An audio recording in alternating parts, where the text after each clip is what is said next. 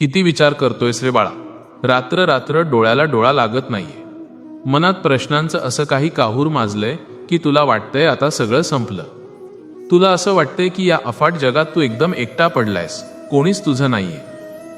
फक्त 2 मिनिटं शांत होऊन हे ऐक. आज तुझी माऊली तुझ्याशी बोलत आहे. कदाचित तुझ्या प्रत्येक अस्वस्थ प्रश्नाचं उत्तर तुला आज याच व्हिडिओमध्ये मिळणार आहे. तुला वाटतंय ना तुझं नशीबच खराब आहे?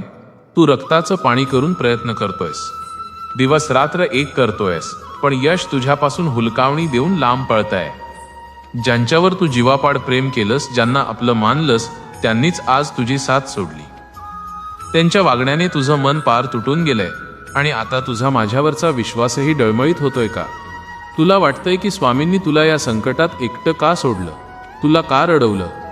अरे वेड्या, सोनं सुद्धा अग्नीत तावून सुलाखून निघाल्याशिवाय उजळत नाही. तसंच तुझं आयुष्य कितीही संकटाच्या वादळात असलं तरी मी तुझा हात कधीच सोडलेला नाहीये.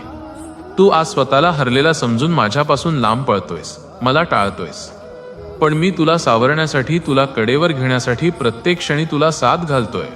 एक भाऊक सत्य सांगतो, नीट ऐक. एका भक्ताने घराच्या आरशावर लिहिलं होतं, स्वामी तुम्ही कायम माझ्या सोबत आहात.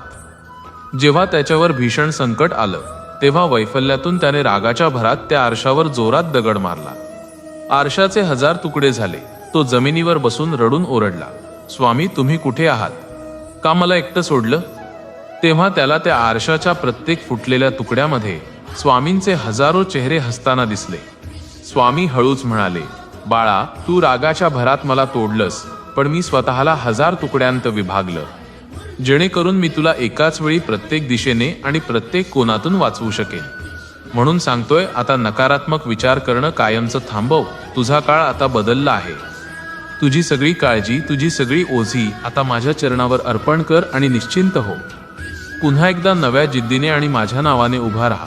मी तुझा पराभव कधीच होऊ देणार नाही. जगासाठी तू सामान्य असशील, पण माझ्यासाठी तू माझं लाडकं लेकरू आहेस, ज्याची काळजी मला आहे.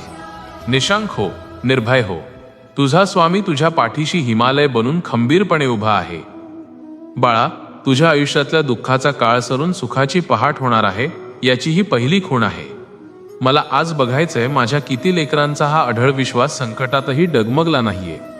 जर तुला मनापासून वाटतं की या जगात तुझा हात फक्त स्वामीच धरू शकतात, तर तुझी ही श्रद्धा जगाला दाखवून दे. तुझ्या अंतरात्म्याचा आवाज आणि भक्तीची शक्ती कमेंटमध्ये एका लयीत उमटू दे. स्वामी समर्थ माऊली सदैव माझी सावली. बघूया आज किती लेकरं या एका ओळीतून आपल्या संकटांना कायमचा निरोप देऊन माझ्या आशीर्वादाची प्रचिती घेतात. श्री स्वामी समर्थ.